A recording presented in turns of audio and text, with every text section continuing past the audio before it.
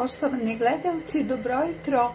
Osvanulo je hladno jesenje jutro u Beogradu, mada greju toplane. Ja ću sebi napraviti jedan smuti. Ovdje imam indijsku smokvu, koristit ću krušku.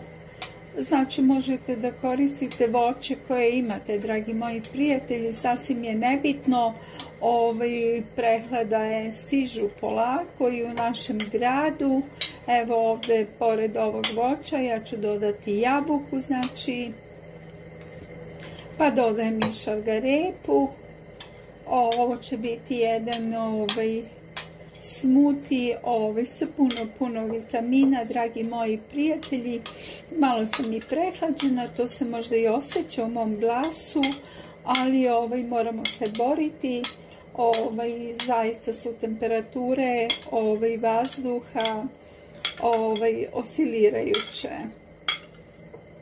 i organizam teško podnosi, zaista, dragi moji prijatelji. Ja ću ovdje sipati, dodati sok od naranđa. Ocedila sam jednu naranđu, mislim da će to biti dovoljno. Ukoliko ne bude, ja ću dodati još malo vode.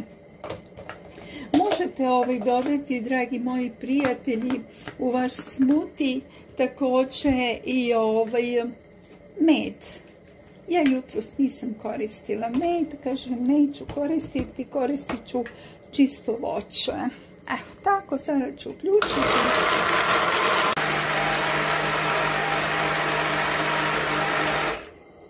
Kao što vidite, dragi gledalci, moj smuti je gotov.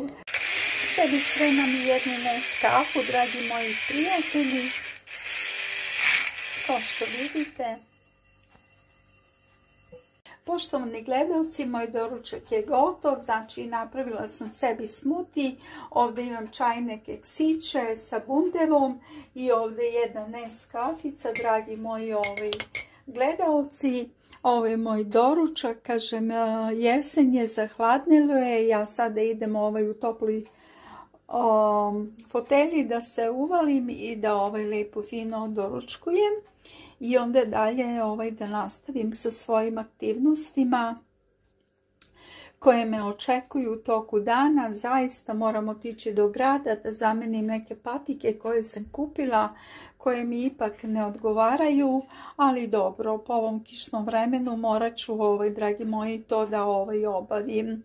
Prijatna kafa i vama, ukoliko pijete, napravite lijep jedan osvežavajući, kažem, i hranljiv smuti i neki keksić, napravite sami kao što sam ja i bit ćete zaista oduševljeni vašim doručkom, dragi moji prijatelji. Prijatno i svako dobro vam želim. Kanal Put oko sveta sa Cecom.